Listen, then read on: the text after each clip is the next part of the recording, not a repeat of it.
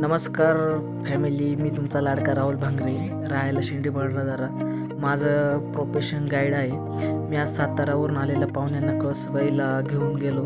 रात्री म्हणजे पहाटे 4 वाजता सुरुवात केली. रात्र असल्यामुळे वरून खालचा व्ह्यू खूप सुंदर दिसत होता. नाशिक आणि अहिल्यानगर आणि ठाणे जिल्ह्याच्या सीमेवर असणारे कळसूबाई शिखर,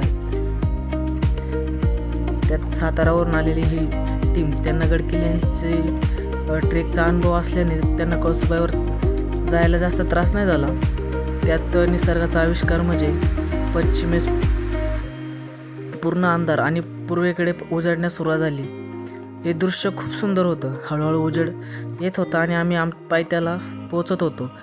हे दृश्य खूप सुंदर होते. हळूहळू उजेड येत होता आणि आम्ही पायथ्याला पोहोचत होतो. आम्हाला सनराईज पाहायचा होता म्हणून आम्ही जीव तोडून वर चढत होतो. शेवट कसं बसं वर चढलो आणि सातारच्या टीमसोबत गप्पा मारत सनराईजची वाट पाहत होतो.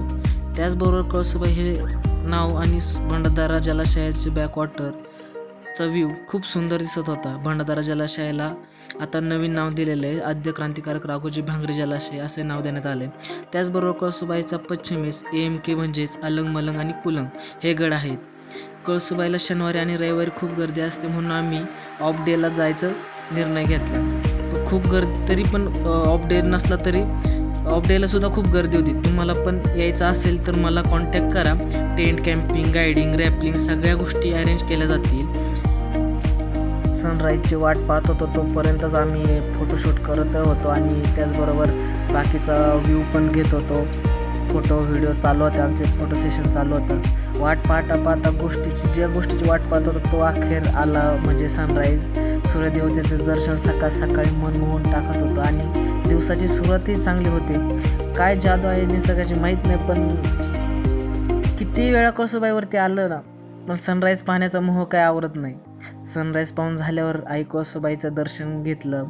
त्याचबरोबर सातारची जी टीम आली होती ते बिझनेसमॅन होते.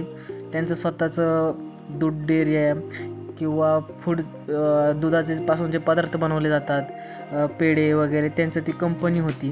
तेही स्वतः त्याचं प्रॉडक्ट घेऊन आले होते आणि कळसूबाईला प्रसाद म्हणून चढवलं. त्यानंतर सर्वांना पेढे वगैरे वाटले. त्यानंतर फोटोशूट वगैरे चालू झाला. परत व्हिडिओ वगैरे काढले आणि त्यांना थोडीशी इन्फॉर्मेशन देत होतं की कळसूबाईची हाईट किती काय वगैरे. समुद्र सपाटीपासून तिची हाईट 1646 आहे आणि हे महाराष्ट्रातील सर्वात उंच शिखर आहे, अशी त्यांना थोडीशी इन्फॉर्मेटिव्ह माहिती देत होतो. आणि तुम्हाला यायचं असेल तर मला नक्की कॉन्टॅक्ट करा. मी तुम्हाला सगळी माहितीही देईल आणि तुम्हाला कळसूबाई, हरिश्चंद्रगड, रतनगड, त्याचबरोबर इथले जे अकोले तालुक्यातले जेवढे गडकिल्ले आहेत ते तुम्हाला फिरवण्याचं मी काम करेल. आणि टेंट, कॅम्पिंग, रॅम्पिंगसाठी जरी असेल तरी मला कॉन्टॅक्ट करा. धन्यवाद.